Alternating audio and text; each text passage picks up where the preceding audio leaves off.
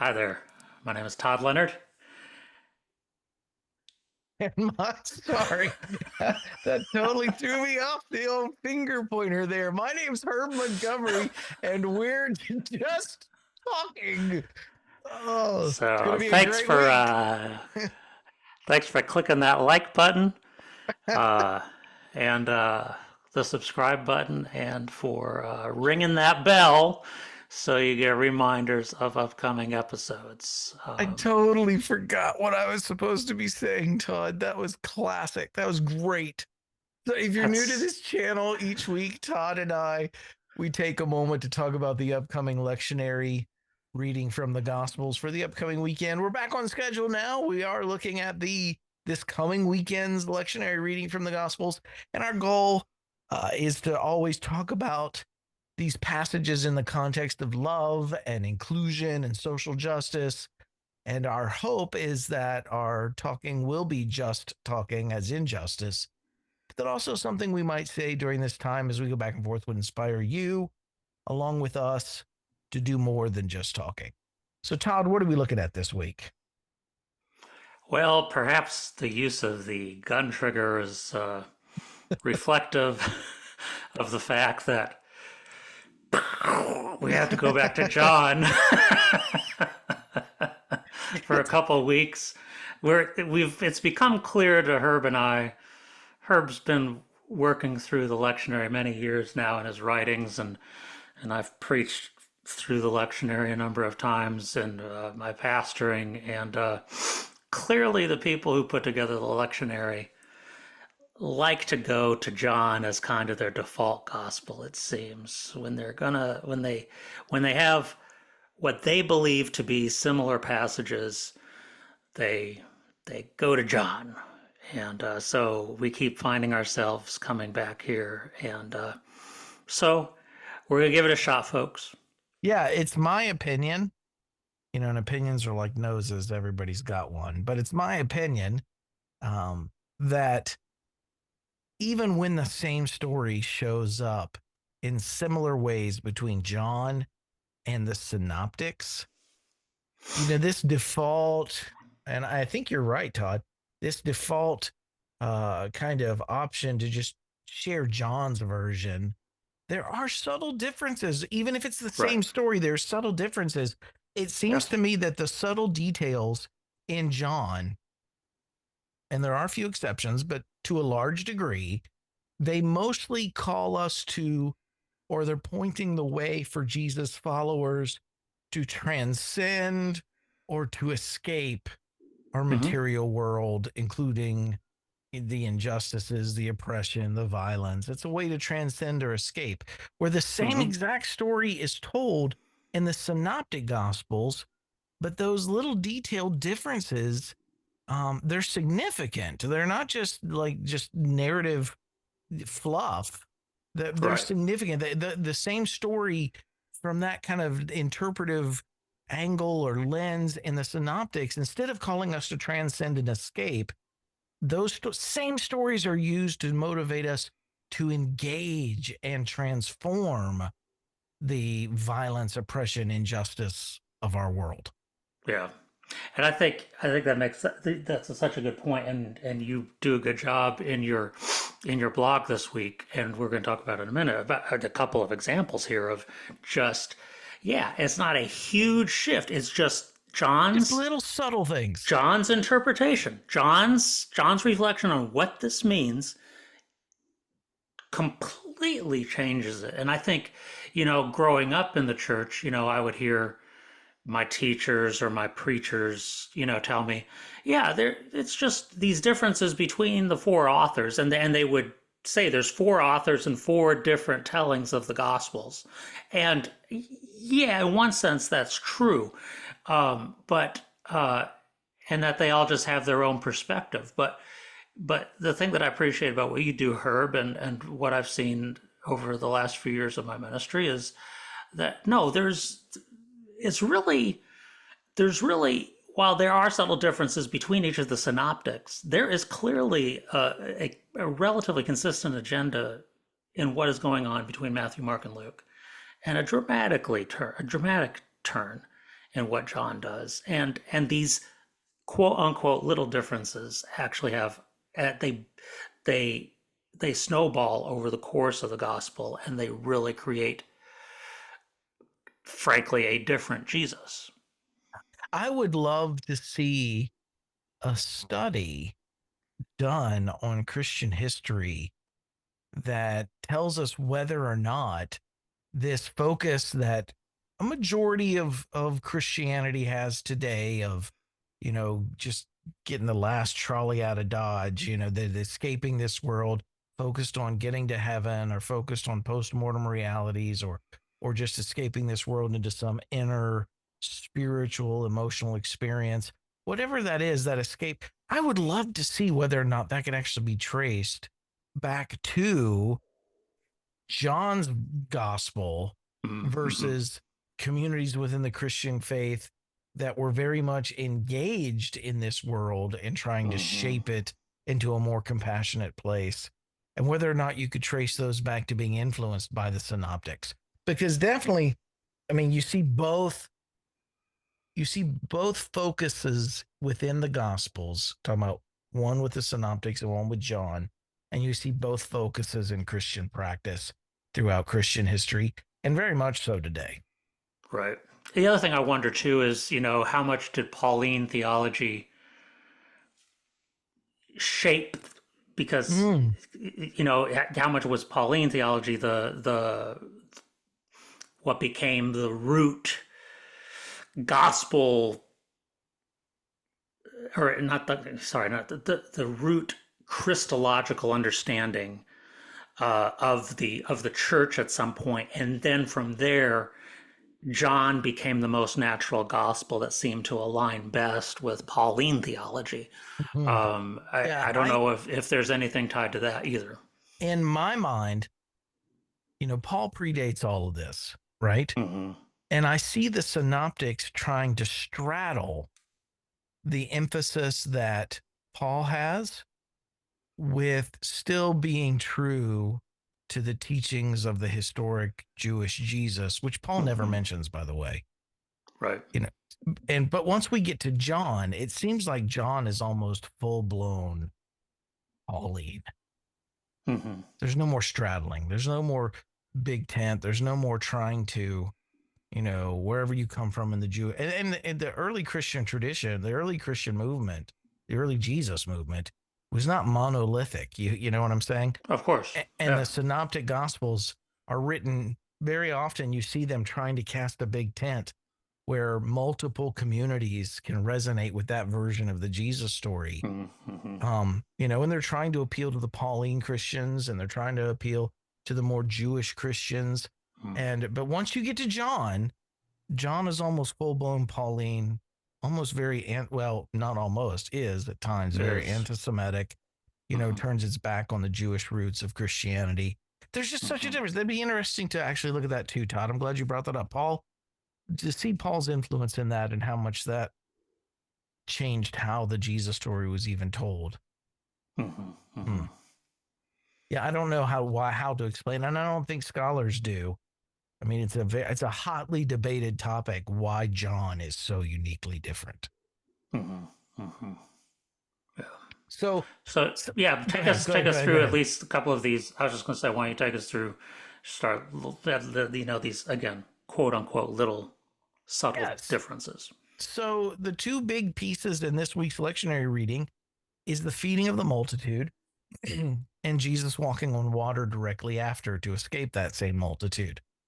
Um, First of all, the feeding of the multitude in the synoptics in Mark and Matthew and Luke, it's so plain there that the feeding of the multitudes there is to show how the early Jesus community, if we practiced mutual aid and resource sharing, and if we shared, even if all we have is 2 loaves and 2 fish, if we shared it with each other, together we're going to have more than what we would have Mm-hmm. alone. It was about building community. And we see that in the book of Acts, where those that had more than what they needed liquidated those assets and gave it to those who didn't have what they need. And they eliminated poverty within the first generation of the Jesus movement within the Jesus community. So, I mean, there's that push, very concrete, very material application to care not just about saving souls, but saving people's bodies as well, And so you get to John here, and John tells this same miraculous story, but it's not to lead John's listeners into greater engagement with the material world and resource sharing. It's to lift up Jesus as having power over and transcendence over the material world, to be able to multiply these things. And then it actually sets up the theological debate that's just coming a few verses later. Instead of leading the disciple or the followers of Jesus to share their bread and their loaves and their fish, it's actually setting up a theological debate in this Mhm. John chapter 6 that's going to come in the next few verses. This is just setting it up. So again, where one is, hey, let's focus on making a practical difference in our world. John's point in sharing this story is to set us up to argue over ideas and theologies and doctrines. Mhm. And Mhm. what I'm saying? It's more of a theological discussion or a theological debate, which I Mhm. think is a Mhm. distraction from actually engaging our world and going out and doing something. But the debate is Right. in John 6:50, verse 56, and this is what it says. They come to Jesus finally saying, you gave us all this bread. Man, what could we do with that? Give us more of that. Give Mhm. us that bread. And Jesus is like, let me tell you about the real bread. You're interested in Mhm. just, this stuff made with flour and water. Let me talk about the real stuff. And he says, here is the bread that comes down from heaven, which anyone may eat and not die. Remember, it's about transcending death. Mhm. I am the living bread that came down from heaven. Whoever eats this bread will live forever. This bread is my flesh, which I will give for the life of the world.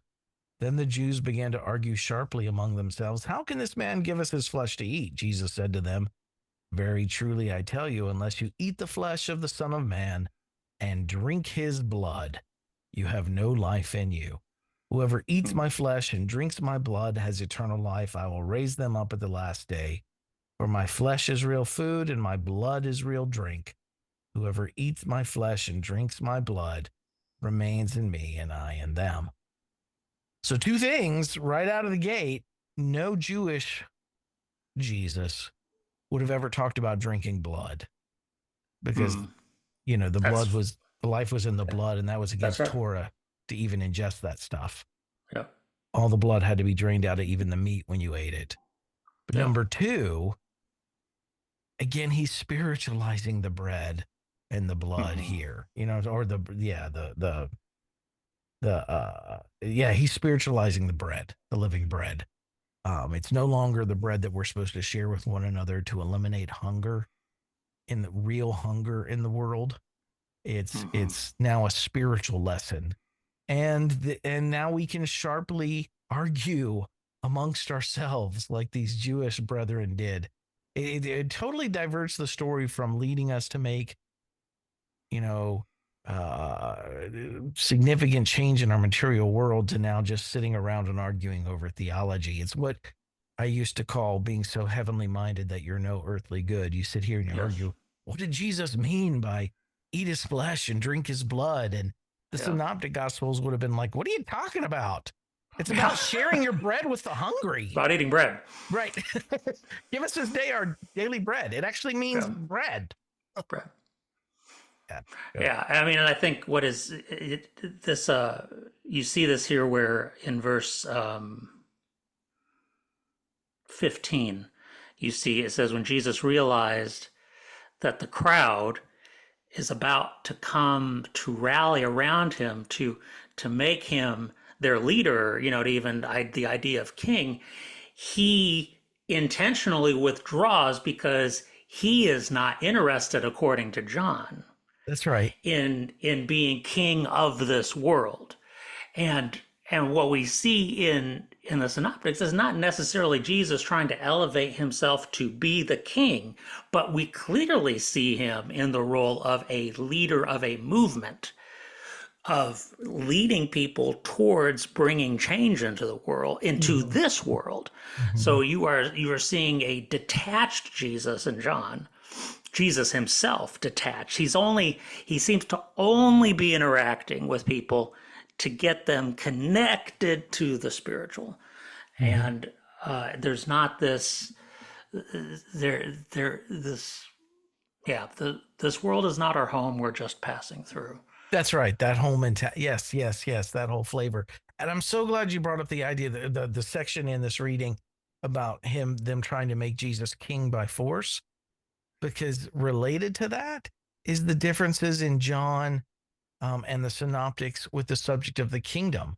In the Hmm. synoptics, the kingdom that Jesus always talks about has come from another place into this world to Correct. transform this world and to put all injustice, all oppression, all violence to right. In John, there's only two references to the kingdom. Now, the synoptics, it's all about the kingdom. That's what Jesus's Hmm. gospel was about. It was the Yep. preaching of the kingdom. In John, there's only two references to the kingdom, and it's lip service. In both of Hmm. these references, it's made ethereal or something that the material world can't even encounter. You have to be born again to Hmm. spiritually even Hmm. enter into it in John Hmm. 3 and in John 18, which is similar to our reading this week, where Pilate asks Jesus, "Are you a king? You know, what about your kingdom?" Hmm. And Jesus says, "My kingdom is not of this world. That's right. If it were, my followers would fight to deliver me from you the way that earthly, material, concrete kingdoms work." That's right. So it's no doubt that in the Synoptic Gospels, Jesus does reject empire, and he rejects using violence, and he rejects, being made the ruler of the kingdoms of this world, like in the Temptations. Hmm. He rejects all of that kind of Yeah, he power. rejects the way of power that is seen. He is not trying to lord power over people, but But he is here trying to in change things. That's right. Here in John, Jesus is rejecting kingship entirely Yes. because his kingdom is not, it doesn't bother itself with the affairs of this life. It's Right. about this transcendent realm. You know what I mean? It's Which a very subtly different focus that leads us to look elsewhere rather than engaging the world in front of us. which again you see in that whole pilot interaction, Jesus saying, this whole scenario that's happening now, Pilate, with you having this chance to decide my fate, it wouldn't have happened if God had not made this Right, possible. right, God is orchestrating these events because I'm supposed to die. right. But what you have in the synoptics is you have Jesus leading a movement that becomes so troublesome to the existing power structure that they have to stop him. So instead of Pilate having to do with some annoying, I don't know why this person pops into my head. It's the campaign season. Marianne Williamson, who ran in Okay. 2020, she's very spiritually. I actually don't know all the ins and outs, but she seems to be a little bit of a frou-frou Okay. spiritualist. Anyway, I don't know much about her. I remember her, but yeah, I never looked into her. anyway, so I could be wrong about that. So somebody can comment on our YouTube channel about that. But it's this a Gnostic escaping the world type of spirituality, um, and and and and and and if that's what it, I mean, nobody nobody kills Eckhart Tolle, nobody kills Oprah Winfrey, nobody's going after. Those don't threaten the system. Those leave the They're not system threatening the system. unchallenged, unchanged, unconfronted, because it's all about escaping the injustices of That's this right. world, not engaging and changing it. Right. Nobody who's Yeah. threatened by change gets upset at spiritualizing these things. Yeah. It's very convenient. Yeah. Herbert, I want to ask you this too, as we're reading this and we're talking about bread, and I don't want to steal where you go next week when we look Oh, at the that's rest okay. of this chapter. Um, do you get into the meaning of the Eucharist next week? Actually, I don't talk about the Eucharist yet. I'm just wondering, at what point, because when we look at when we look at the early chapters of Acts and the people coming together, you don't necessarily see a high Eucharistic theology taking place there. That's You true. see, you see, it doesn't mean that they weren't celebrating the Lord's Supper as part of their experience. I mean, I think But you it can was see, much more about you see resource that, sharing. yeah, and even in Paul when he addresses the Corinthians in First Corinthians about their communion practice, it was about people hoarding or eating too much and other people not getting any. And so there was something about even in that context, a sense of, this is mutuality. It's making sure everybody has enough. And so I'm just wondering, with this, where John arrives, has, I guess, certainly at least in his community, and I'm just wondering what's happening in the broader Christian community, where there's this movement to a more spiritualized understanding of the Eucharist.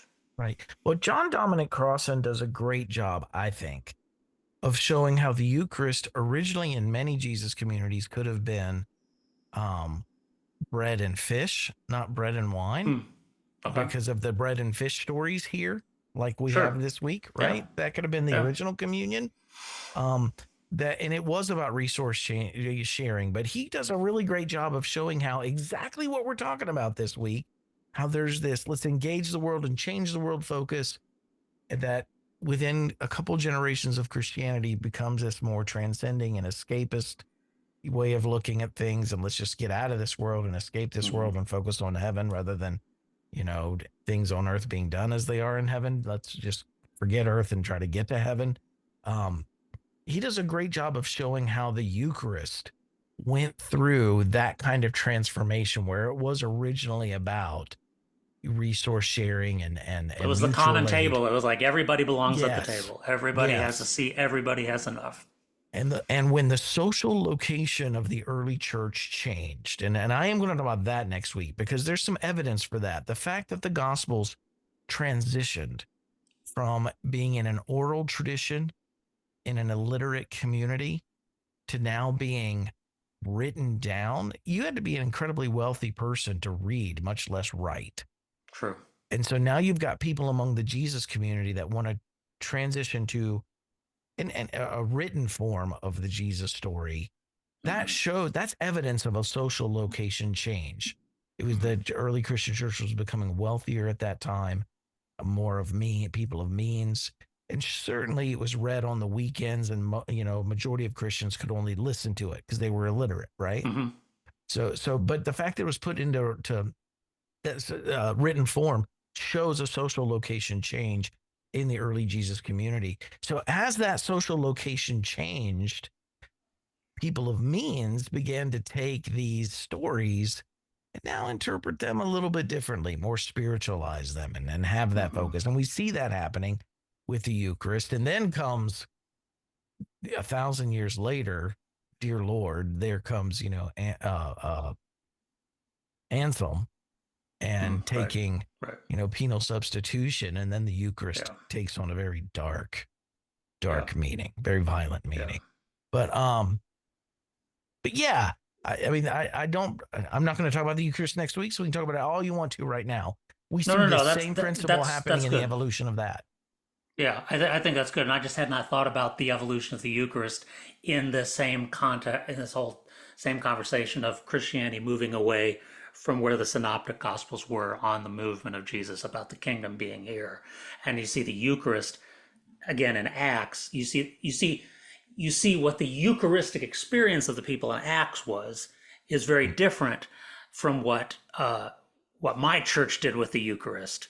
My church had clearly, in my whole life, Well, my snack size experience with the Jesus. Eucharist. Oh yeah, it's not about having a meal. It's about getting the spirit, because was not Episcopal or Catholic or even Lutheran in my theology about the Eucharist that ascribes some spiritual transformation that takes place in the drinking, but even just in my very low, what most Christians would consider a low Eucharist theology, is still incredibly spiritualized and has nothing to do with justice and equity for everyone. It is about drinking it is absorbing the spiritualized Christ into you so that you can in turn escape to the spiritualized afterlife. Yeah, yeah. I'm just thinking about this. Again, this is becoming amplified as you continue to talk for me. I'm just so thankful that you brought up the Eucharist, because the Eucharist is actually, and again, I hadn't thought about this, is a great, almost an identical example of what we're looking at this week, where the Eucharist Mm-hmm. was Yep. originally about making sure everybody had enough bread and everybody had enough Mm-hmm. food, and we were having a shared meal of shared resources.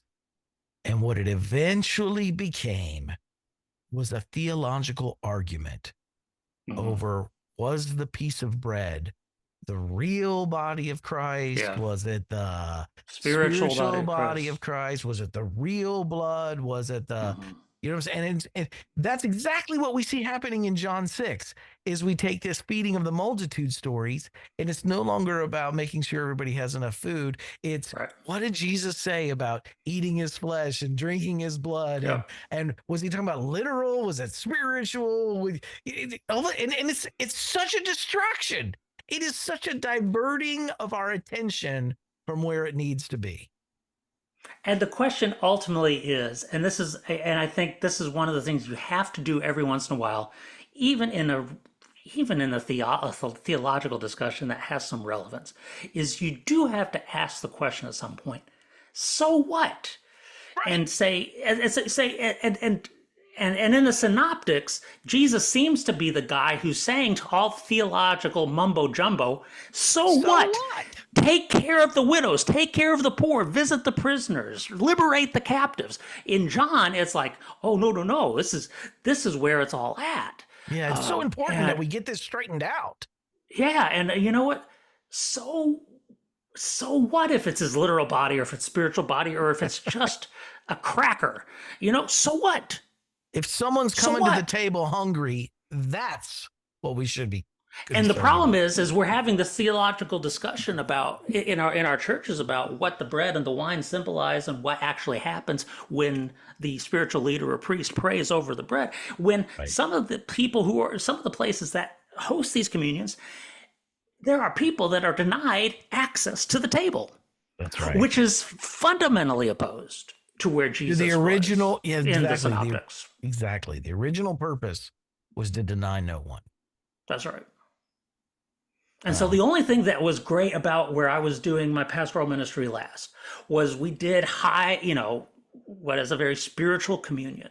The only thing that was nice is that we would, on a number of occasions, make sure there was somebody from the LGBTQ community who was officiating over the distribution of the bread and, in our heritage, the juice. yeah. Uh, and so signifying that this table was open to everyone, and or we would make sure that in our rotation that there would be a very diverse group of people who would serve at the table. And I almost never served at the table. It was the pastors rarely did, and that was where we got it right, because that Yeah. was in line with where the synoptics E- were. Even if it's still what I call snack size Jesus, Right. Yeah. you guys were at least encapsulating this, or expressing or living out the principle of the inclusion, of making sure Yeah. everybody. And Yeah. during COVID, it wasn't just snack size Jesus; it was snack size Jesus to go, because it was all prepackaged with cellophane wrapper, and Did so your it was church like put in a drive-through window? we were thinking about it, and it's just when life's too busy, when you got too much to do, get your Jesus on the go. You can It's like place really your order on the app. you can ask for real body of Jesus communion, or you can ask for spiritual body of Jesus communion. We have both. So, You could call them Jesus oh, that's nice. instead of Cheez-Its. You could Jesus. call them Excellent. Jesus. Never mind. I can't- John would be rolling in his grave. He would. I don't make. I've made no secret that the synoptics version of the Jesus story resonates with me for so many reasons more than what John's does. There are a few things that I think John gets absolutely correct, and I love that version of the Jesus story for it. Yeah. But this week, we're just seeing something that I have to, with every fiber of my being, at least qualify and say something about, because it has borne such destructive fruit in Hmm. the Christian movement, in Christian history, whenever we're more focused on heaven or just escaping inside ourselves rather than engaging with our community and being about making the world a more just, a more safe, a more compassionate home for everyone. Whenever we abandon those aims to just trying to reach heaven or making sure I've accepted my ticket to heaven, that Hmm. has repeatedly um, borne bad fruit and led to the worst expressions of Christianity. Yeah. And I think we've done a pretty good job, if I can say so, of bringing this to the forefront tonight about just how dramatic the difference is. Just take this, what we've been talking about, and bring it into the story of the Jesus walking on the water. Yeah, so and that's in the last part of this week's reading. The walking on the water in the synoptics is about Jesus's ability to lift us up out of the turmoil and the pushback that we're going to get from the privileged, the property, and then the powerful when we try to change the way things operate here on earth. When we try to bring about justice, when we try to engage the things that are harming the vulnerable and trying to bring about transformation and reshaping our world, there will be negative pushback and those storms will come. That's part of the story. In the Mm-hmm. synoptics, Jesus is all of the water stories in the synoptics are about Jesus giving us the ability as Jesus followers to, with him, overcome this pushback, to at least get through this pushback. Mm-hmm. In John, the purpose of the walking on the water story this week is just to show once again Jesus's transcendence, not over Mm-hmm. um, the pushback, but his transcendence, not over the storms, but his transcendence over just the material world in Right. general. Right. That he's just greater than and interested in more important things than just our material world. That he can rise above it and walk on top of it all. Mm-hmm. And again, um, I know saving souls is important, but saving bodies is just as much a part of following Jesus. Saving people's psyches is just Mm-hmm. as much a part of as following Jesus. Saving people's um, hearts and emotional well-being. That's just as much as following Jesus. It's not just about transcending everything else and only focused on saving Mm-hmm. souls. Um, so again, the walking on the water, it's that same thing we've been talking about the whole time. It's Isn't it? used subtly in John for the purpose of getting Jesus above the material world. Mm-hmm. And isn't it interesting? Is again one of these just again because you've done such a good job of just highlighting these the what appear at first blush to be nuance, but actually are quite substantive. You look in verse 21, and as opposed to the synoptics where Jesus calms the storm and so that they can continue journeying across the water, in John, immediately they just immediately get to the other side. Yeah, There's it's almost like there it's miraculous. like they've escaped. They've Yeah, escaped the challenges of the material world. yeah, they've And transcended it, and it's insignificant. yeah, It's a yeah, non sequitur. It's not right. even worth talking about. They're just immediately at the other side. Yeah. It really is amazing. Just again, just a few words different and it has such ramifications. Yeah.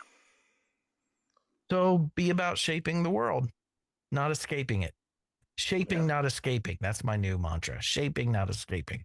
That's pretty good. That works. It rhymes. So, well, for you, Herb, I'll give you, hey, that's great, man.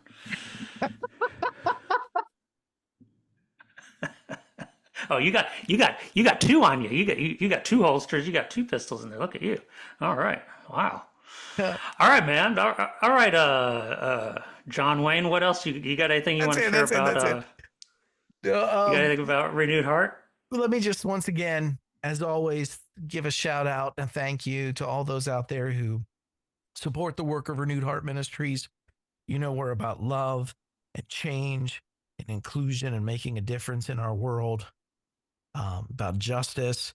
Thank you so much for supporting us. If you'd like to join them in supporting Renewed Heart Ministries work, you can do so by going to renewedheartministries.com and clicking on donate. My new book, you can find that on our website. There's all kinds of free resources on the website. Check us out at Renewed Heart Ministries. You can spend hours there. Renewed Heart Ministries, if you're new to this channel, is about helping people find that intersection, to engage that intersection between their faith and their social engagement, the social justice. So check it out there, and you'll find all kinds of neat free things available to you. That's all I got, Excellent. Todd. All right, man. And just a footnote: none of our finger play denotes any support for gun violence in our culture. Yes, we are a nonviolent community. We're nonviolent people, so we believe the pen is mightier than the sword, and so I retract my we're finger guns and I raise my thumbs ups. excellent. Okay, all right. Now we've covered our bases. All right, everybody, have a great week, and hey, next week more John. We'll see you then. John 6, we're going to flesh this out even further. So have a great week. Got so much to look forward to. Take care, everyone.